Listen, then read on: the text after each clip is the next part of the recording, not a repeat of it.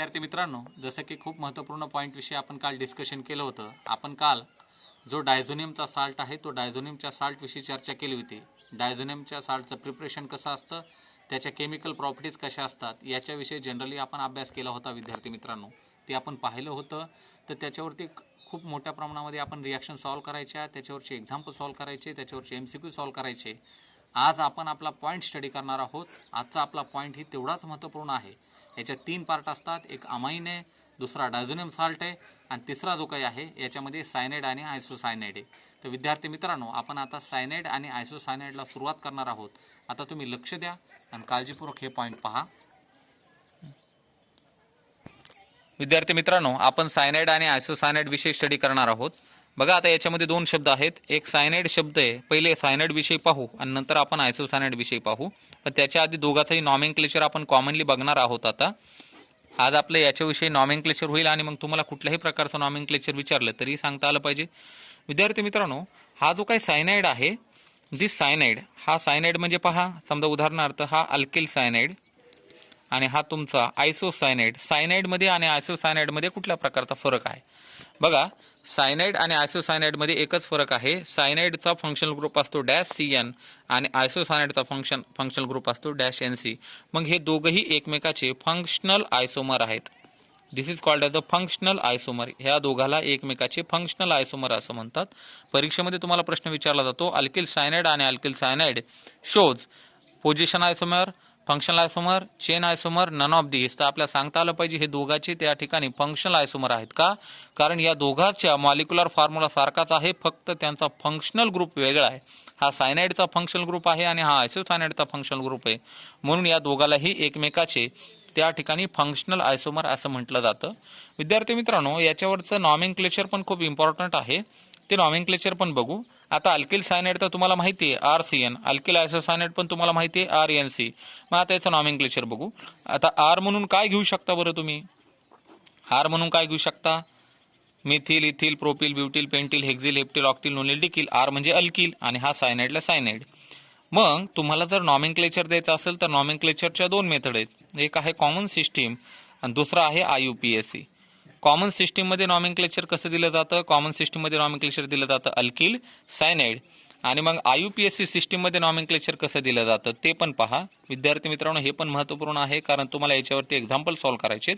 Common सिस्टीममध्ये nomenclature दिलं जातं अल्किल सायनाइड आणि IUPAC सिस्टीममध्ये नॉमेनक्लेचर दिलं जातं alkane nitrile. Alkane nitrile. Common सिस्टीममध्ये नाव दिलं जातं अल्किल सायनाइड आणि IUPAC सिस्टीममध्ये नॉमेनक्लेचर दिलं जातं अल्केन नायट्राइल. मग विद्यार्थी मित्रांनो, एक एक्झाम्पल जर पाहिलं CH3 CH2 आणि हा CN. ठीक आहे. आता हे कंपाऊंड आहे, या कंपाऊंडचं मला नॉमेनक्लेचर द्यायचं आहे. एक कॉमन सिस्टीममध्ये द्यायचं आहे आणि दुसरं जे काय आहे ते IUPAC सिस्टीममध्ये द्यायचं आहे. मग कॉमन सिस्टीममध्ये कसं नॉमेनक्लेचर दिलं जातं आणि IUPAC सिस्टीममध्ये कसं नॉमेनक्लेचर दिलं जातं? विद्यार्थी मित्रांनो, याच्यामध्ये अल्किल ग्रुप बघायचा.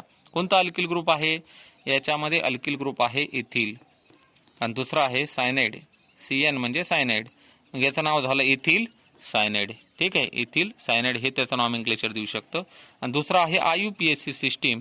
IUPAC सिस्टीममध्ये total number of carbon atom मोजायचे असतात. विद्यार्थी मित्रांनो, याच्यामध्ये 3 कार्बन आहेत, 1, 2 आणि 3. मग 3 कार्बन म्हणजे अल्केन कोणता झाला? प्रोपेन. आणि पुढं जोडायचं फक्त नायट्राइल. मग याचं IUPAC सिस्टीममध्ये नॉमेनक्लेचर झालं प्रोपेन नायट्राइल. किती सिंपल आहे. चला दुसरं एक example. CH3 CH2 CH2 CN. याला नाव द्यायचं आहे मला. मग नाव कसं देणार? कॉमन सिस्टीममध्ये 1 नंबरला देतो मी. It is a propyl cyanide. त्याला आपण प्रोपिल सायनाइड असं म्हणणार.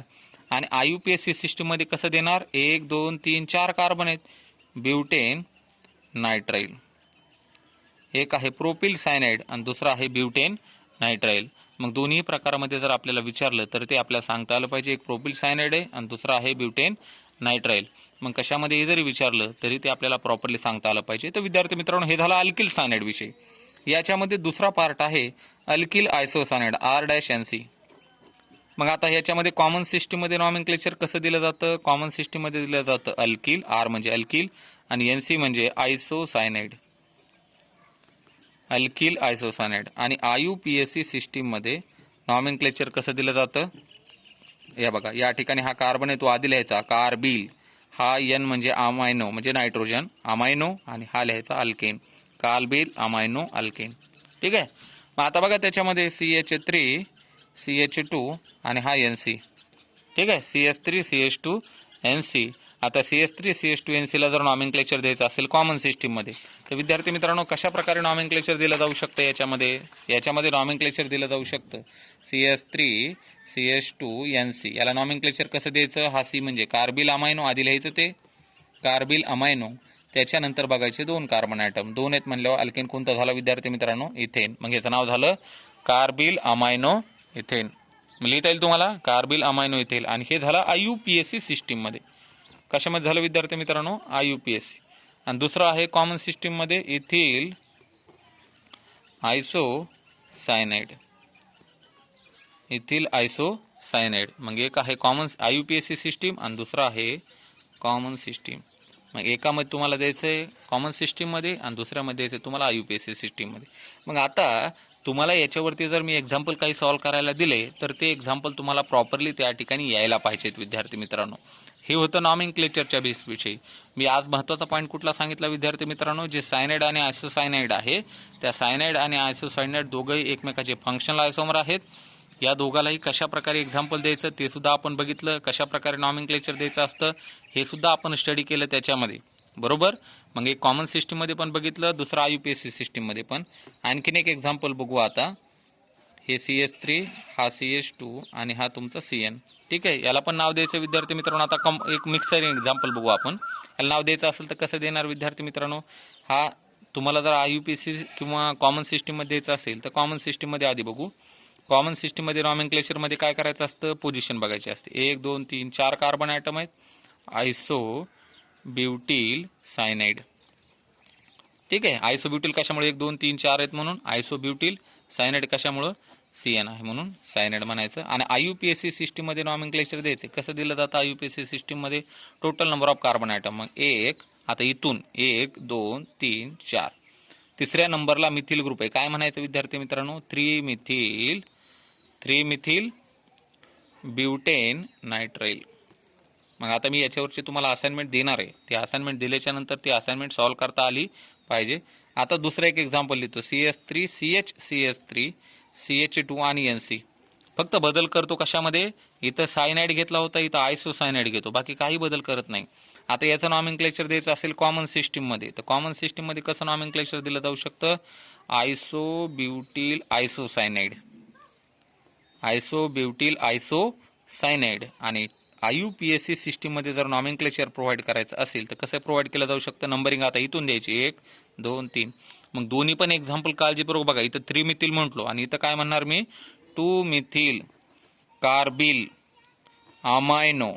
आणि त्याच्यामध्ये total number of carbon atom किती? 3, म्हणून काय म्हणणार? प्रोपेन. आणि पुढं काय जोडायचं? Carbyl amino propane. याचं नाव झालं 2 मिथिल कार्बिल अमायनो प्रोपेन. म्हणजे इतकं सिंपल नाव आहे विद्यार्थी मित्रांनो. तर हे आहे तुमचं सायनाइड बद्दलचं एक्झाम्पल, हे आहे आयसोसायनाइड बद्दलचं एक्झाम्पल. आता याचं नाव बघितलं तुम्ही, 2 मिथिल, त्याच्यानंतर हा कार्बिल, हा अमायनो आणि 3 कार्बन, त्याला म्हणतो propane. 2 methyl carbyl amino propane. तर अशा प्रकारचं इतकं सिंपल नॉमेनक्लेचर आहे याचं. हे नॉमेनक्लेचर जर आपल्याला आलं अशा टाईपचं तर ते आपल्याला सोडवता आलं पाहिजे विद्यार्थी मित्रांनो. येईल सोडवता सर्वांना? एकदम काळजीपूर्वक सोडवायचं. मग आपण उद्याचं लेक्चर, आता पुढचं जे प्रिपरेशन आहे ते उद्याच्या लेक्चरमध्ये बघू.